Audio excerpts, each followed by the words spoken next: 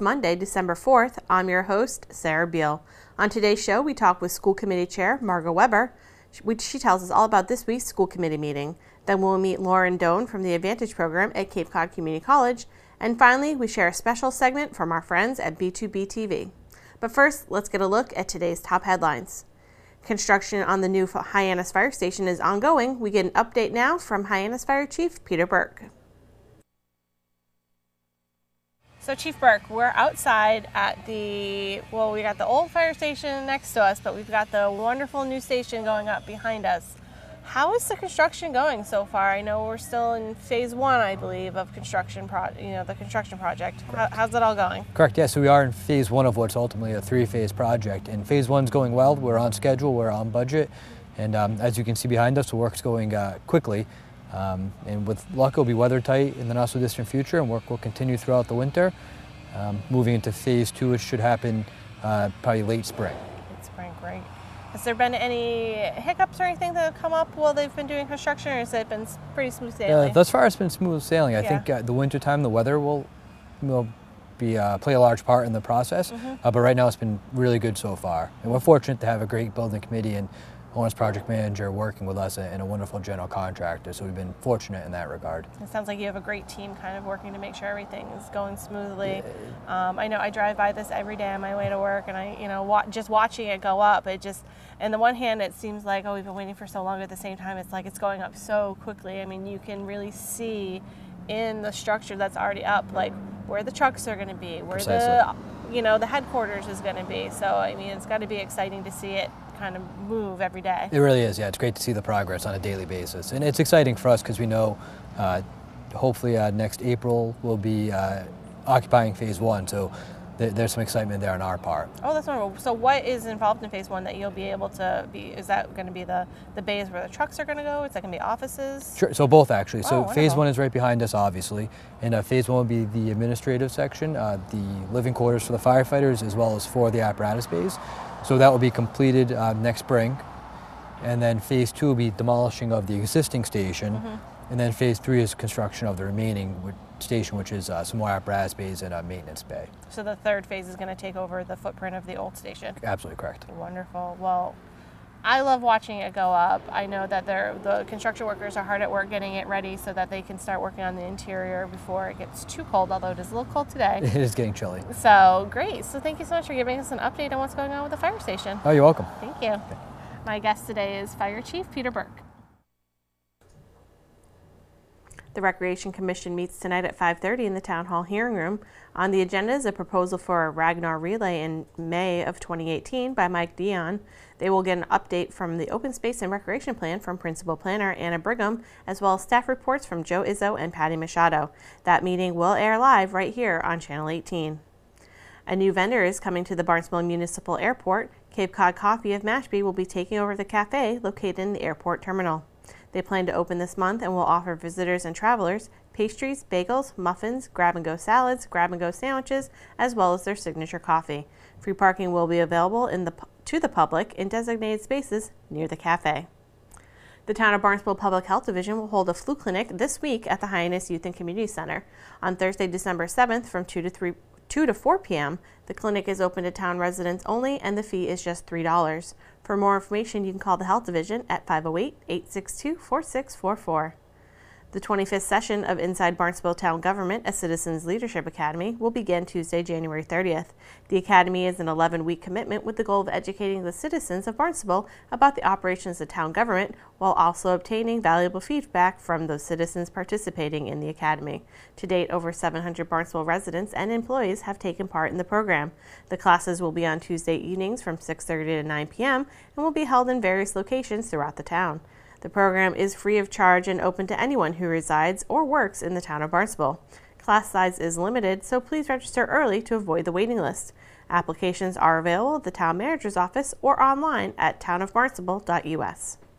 Food composting is available at the transfer station and recycling center.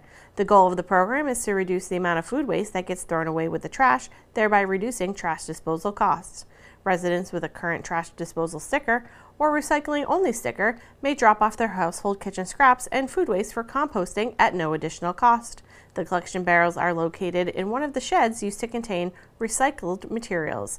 While most kitchen scraps may be composted, such items as kitty litter, plastics, cardboard, and styrofoam may not be disposed of for composting.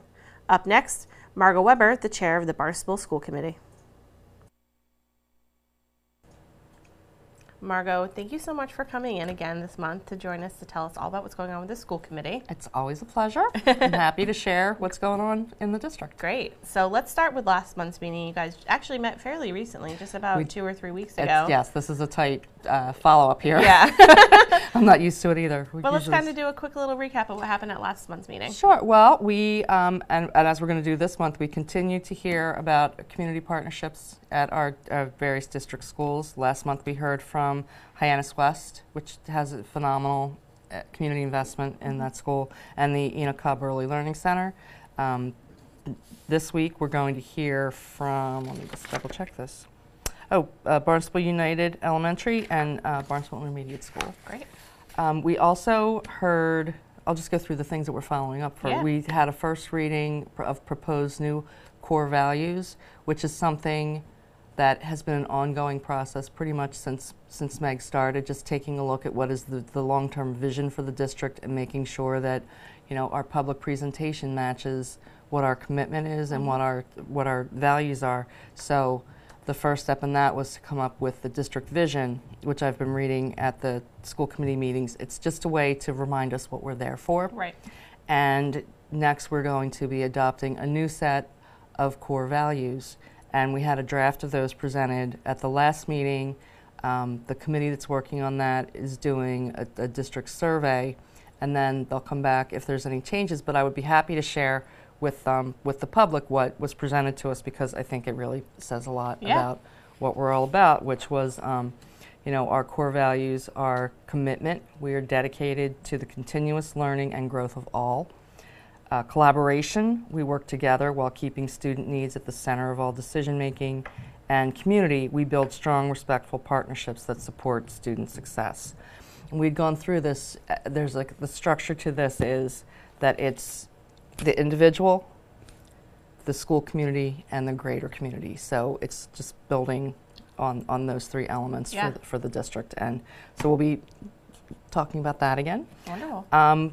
At the last meeting, too, we also had a great informative presentation from the folks at Barnstable Community Horace Mann Charter Public School about the status of their application for renewal. We repeated for the public and for the folks that were there our presentation on innovation schools, and we talked about our timeline for the decision making for the charter school renewal process. So that was a pretty full meeting. Yeah, it was kind of long. So. So moving on to the meeting this week, like I said, we're going to talk about these core values, and there are a couple of other exciting things that are coming up, one of which is we are in the beginning process of applying for official Chapter 74 approval of a career technical education program in environmental sciences and technology. Right now at Barnstable High School we have career academies, which are not like the officially approved, but I mean they're career technical education programs with like concentrations of classes. This would be an officially recognized program similar to what will be offered at Cape Tech. However, Cape Tech does not offer this program, so we would not be competing with them for students. It would just be more opportunity for our students. Right now, we have career academies, and I had to look this up to just remind me of what they all are now. Early education and childcare, food service and hospitality. We have a healthcare academy. We do have the program in environmental technology and creative economies, which is arts and applied art, graphic art, things like that. So we're really looking at having students be career ready as well as college ready, and this is just building on a great program that's already there. A lot of these programs lead into our internship program, which students can do in their senior year to get intensive experience, real world experience through Barnstable High School. So what would the Chapter 74 approval add to the current program? As you can imagine, it's well, the official recognition, and there are you need an advisory committee, so it's a little bit more developed. And to be honest with you, we're going to be learning about this at the next meeting. Yeah. To start off with, I'm not by any means an expert. Yeah. Expert in this. We kind of just like are learning as we're going along, but it's very exciting. I think it's going to be a great opportunity for our students. That's wonderful, and it's such an important thing here on Cape Cod. Well, it is the environment, so it's a perfect fit. That is one of the things you have to show to the Department of Elementary and Secondary Education to get your program approved, is that there are actually a demand for people trained in this area, and we certainly have that. Oh, definitely, 100%. So that's great. So I look forward to hearing about how that goes forward and moves forward. And so, like I said, this is the first presentation to the school committee about this. So we'll be learning about the process as we go along. So if anybody's interested, they could tune into the school committee meeting or show up. Yeah, that's great. So we also have, we have the field study. So a part of that is going to be, it's going to be a big project. It's a huge project, moving forward. And part of that is you're going to come up with a naming rights policy. Yes. Which is extremely important. Yes, we've had, of course, we've been talking about renovations to the Barnstable High School athletic fields. Let's see, my son just graduated and he was in 8th grade when we started. So it's been an ongoing process. There have been community members and staff members and school administration members involved in this, and we're hoping that with the field study and working with the town that the ball can get rolling, and assuming that we would look at any funding opportunity, we just want to make sure that we have a organized and developed naming rights policy in place, which we've never had a policy about naming things for people after donations. Yes. So, and you have to be very careful because we're school first, but we want to acknowledge our supporters, and if we can do this in a manner that represents the school and represents the companies or the individuals, you just need to have clear criteria going forward, and also, the conditions under which you would name something. And it's, I think, good for us to have it in place before this project goes forward, and even just to have it in general. Yeah, you want it to be appropriately done, and so that, so if anybody asks you, hey, we've got a couple $1 million we'd like to give you, we know what the answer is. Right, exactly. Here's what we can do with that. Yeah, it's an important thing to think about, and I feel like it's maybe one of those things that you might not think about until it comes up, so it's great that you're thinking about it ahead of time. Yes, think about it ahead of time. We do try. Yes.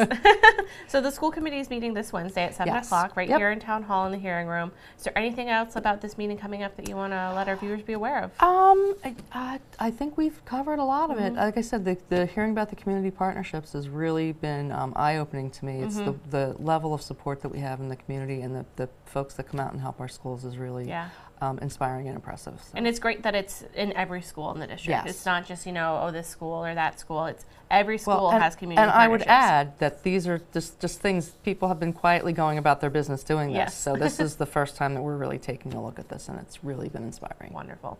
And at every school committee meeting, you have public comment. Yep. It's right at the very beginning of the meeting. Yes, if anybody has anything to say, please step forward, let us know. Our email addresses are all on the website as well.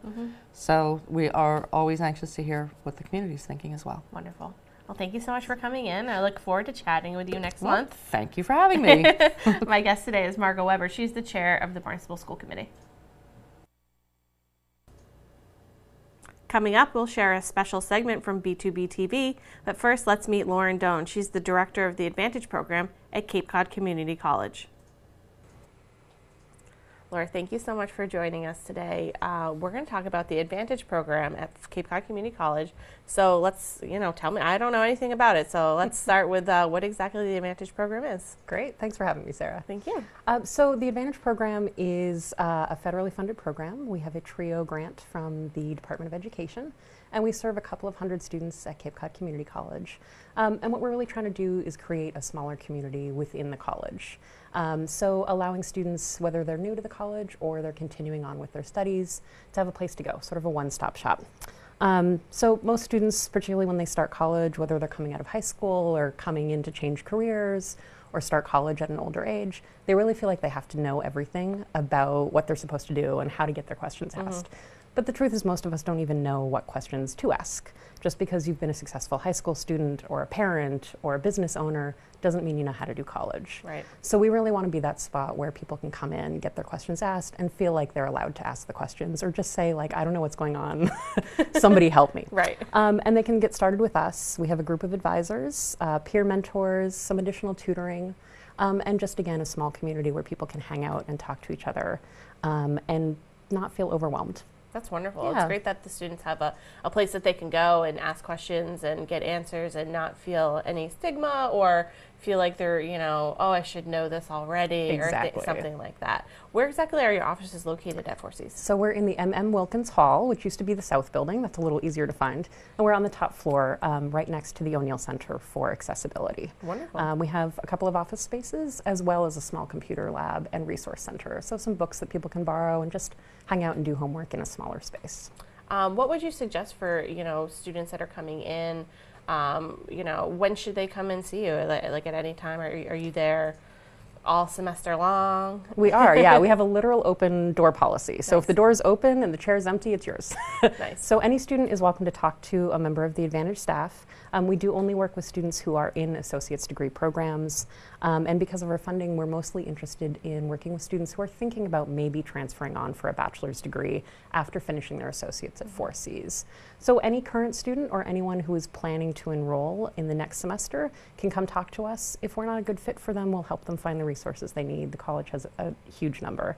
We are open year-round. So all through the summer, we talk to people about the fall semester, and this time of year is the perfect time to get started for next semester. Oh, that's wonderful. When I went to Four Seas, I got my associate's degree and I went on to a four-year school, and I remember not really understanding how transferring credits worked and how all that stuff. So that's the piece that you guys offer is kind of like that, you know, how does this all work? Absolutely. So Yeah. we want everyone to have a great sort of experience at Four Seas, feel like they know what they're doing and they feel confident about this great education that they're getting here on Cape, and then prepared to move on to the next step.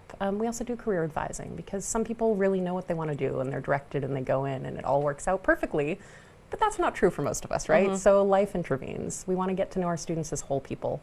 We want to know what's going on with your financial aid package. We want to know what's going on with your job and your hours and your family commitments, and really help you make your education work with the rest of your life as well. That's so wonderful. It's a wonderful, like, it sounds like it's a great support system, like a whole, you know, you're looking at the whole student and not just like one piece of the student, whether it's their academic life or their, you know, their home life. It's the whole package. Exactly. Yeah. I mean, we say a lot, you know, it's not like you go into the parking lot and you stop being a student. And Right. it's not like you come on campus and in class you're not a parent or a child or you know, Right. a support system or an employee. We have an advising system. I mean, it's sort of funny. Some of our younger students refer to us as their guidance counselors. That's not our job. Right. But it is very similar to sort of the support that you get in high school, because it is a lot about kind of you as a whole person, as you said. So we talk a lot about kind of what your goals are, but also what pressures or expectations you might have outside of school, whether that's from yourself, right? Because we all have our ideas of what we should be doing. I tell our students not to should themselves, right? It's not usually helpful, unfortunately. But also what other people in your life expect of you and where those things match up really well and where there might be a disconnect. So we do talk a lot about what degree is the right degree for what you want to do. Your degree doesn't always dictate your career, and I think that can be really confusing. And then we talk about sort of, you know, the more logistical stuff. So what classes do you have to take in the spring semester because they're not offered in the summer or in the fall, right, to keep you on track. We also, for every student in the Advantage program, each of their instructors gives us an updated report earlier in the semester than they do for other students. So we really sort of start in that 4th or 5th week of classes saying like, okay, I know you feel like maybe you're not doing as well as you think that you can, but your instructor disagrees. Look at this concrete information, you're doing great. Right. Or, you know, it sounds like this exam didn't go very well. Let's talk about some test taking strategies because you know the material, but it's not showing in your grade, and we can help you fix that. How would students sign up for the Advantage program? How does that work? So we are application based, so it starts with a conversation. Everyone should look on the website and then come in and talk to a real human. We do take applications year round, and we do have to check eligibility. That said, about over 90% of students at the college will be eligible if they're an associate's degree program. Oh, so that's come and wonderful. talk to us. The other thing is it's a two-way street, right? If it doesn't feel like the right program, we don't want students to be forced into it. Right. So every student should come check us out, see if it's something that they're interested interested in, and then we can talk about how to move forward. Wonderful. Is there a specific way you'd like people to get in touch with you, or? Yep, if a student's already at the college or visiting to, make their plans for the next semester, they should just come up, top floor, Wilkins Hall, ask for the Advantage program, and chat with us. Otherwise, our contact information is on the 4Cs website. Wonderful. A for Advantage, we're the first one in the listing. Perfect. Well, thank you, Laura, for coming in and telling us all about the Advantage program. I hope that some maybe future students or current students that are watching will come and check you guys out. Great, thank you. Thanks. My guest today is Laura Doan. She's the director of the Advantage program at Cape Cod Community College. Hi, my name is Zach. Today we'll be visiting Mr. Smith's garden and see how it affects Mrs. Starr's food service class. So the garden is an idea that Mr. Gorel and I came up with 2 years ago. It first started out with 7 raised beds that we built on the backside of the science wing. We got money from 2 grants. One was a Cape Cod 5 grant where we received $500, and then we received about $3,500 through the Cobb grant. We've kind of mixed the idea of working the gardens, growing everything from seed into the curriculum of ecology and environmental, AP environmental science. We've been able to mix it into some of the topics that we talk about within ecology. Ecology is the study of ecosystems and how living things interact with each other and with their environment. So it's a pretty good fit in terms of that. So we started 2 years ago, and in the last 2 years we've actually expanded the garden from 7 beds to 13, and we also have about a 70-foot barn where we grow corn, sweet corn. All of the plants are done through seed from the students. We use Johnny Seeds, a place up in Maine. Everything's organic.